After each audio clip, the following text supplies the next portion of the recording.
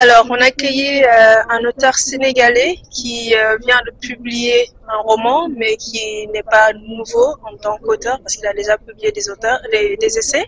Il s'agit de Farid Ndao, qui a écrit l'ouvrage Le Dernier des Arts, qui a été édité par la maison d'édition Présence Africaine. Et c'était pour nous un moment de revenir un peu sur cet ouvrage-là et sur des sujets marquants qui ont été abordés dans cet ouvrage, tels que la politique. Aujourd'hui, parler de politique au Sénégal et surtout sous l'angle qu'il a abordé était vraiment important.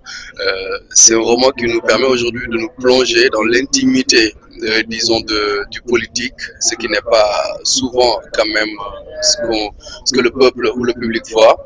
Très souvent, c'est l'aspect carrément expression, l'aspect performance, mais surtout le train-train quotidien du politicien qui est exposé.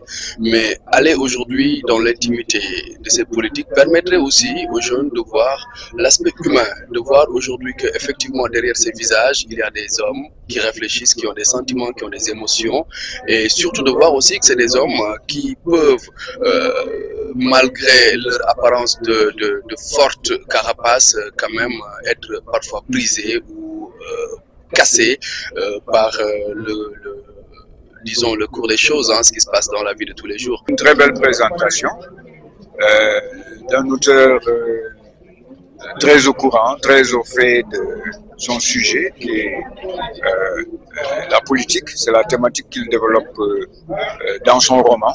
C'est une fiction, certes, mais une fiction qui se penche, qui tire sa substance de la politique, avec une galerie de personnages très intéressants, n'est-ce pas? Même, je le dis, même si je n'ai pas parcouru entièrement le livre, mais j'ai eu des échos, et je pense que c'est une réflexion intéressante qui est proposée là au lecteur. C'est aussi une invitation à la lecture, parce qu'il nous a bien fait comprendre cela au cours des échanges. L'auteur nous a fait comprendre qu'il se veut avant tout un écrivain, n'est-ce pas? Donc un amoureux de la littérature et quelqu'un qui invite aussi à la lecture. Nous venons de sortir d'une brillante présentation de l'ouvrage de Farid Ndao, son premier roman, je pense, intitulé Le Dernier des Arts. Je pense que ça a été un peu inspiré par Voltaire, qui disait que la politique est le premier des arts, et le premier des métiers et le dernier des arts.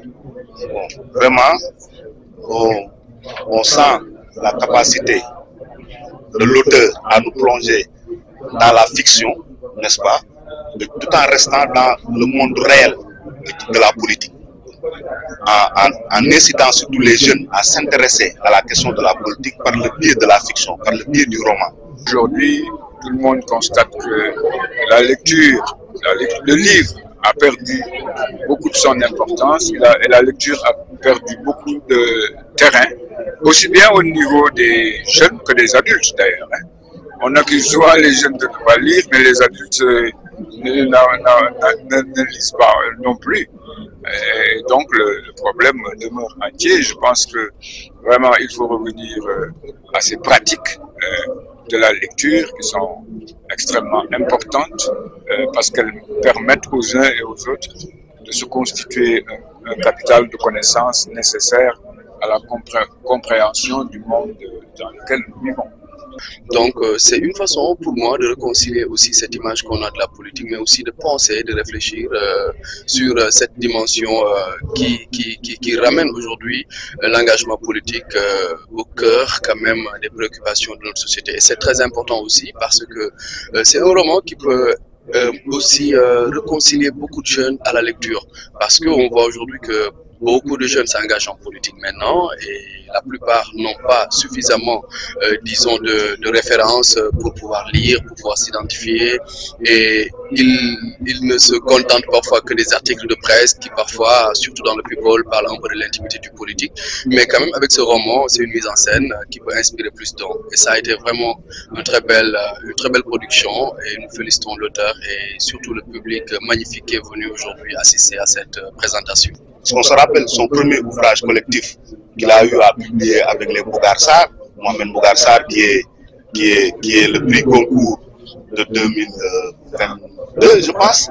Voilà, bon, donc, ils ont publié un excellent ouvrage intitulé qui a un titre injonctif, politisez-vous, en parlant aux jeunes, à la jeunesse surtout du Sénégal, du continent africain, à s'engager en politique, à ne pas avoir peur de la politique.